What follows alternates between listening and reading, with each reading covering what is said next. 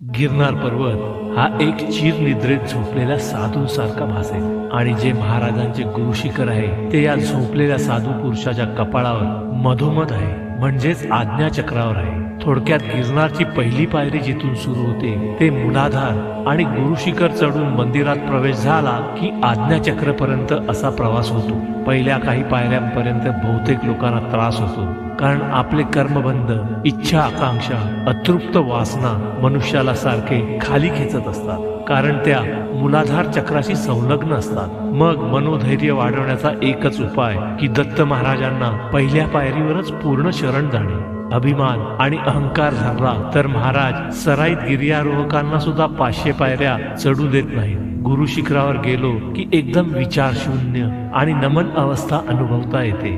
महाराजांना काही मागायचे लक्षातच राहत नाही. फक्त डोळे भरून दर्शन घेण्यातच धन्यता वाटते.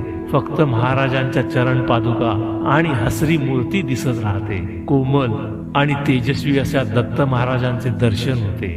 मानवी जन्म सार्थकी लागून सहस्रार चक्रापर्यंतचा प्रवास पूर्ण होतो आणि आपले मन महाराजांना एकच विनंती करते, हे प्रभू, आम्ही कधी चुकलो, अडखळलो, वामपंथाला लागलो तरी तू आम्हाला योग्य मार्गावर आणावेस अशी मी प्रार्थना करतो. ओम नमो भगवते दत्त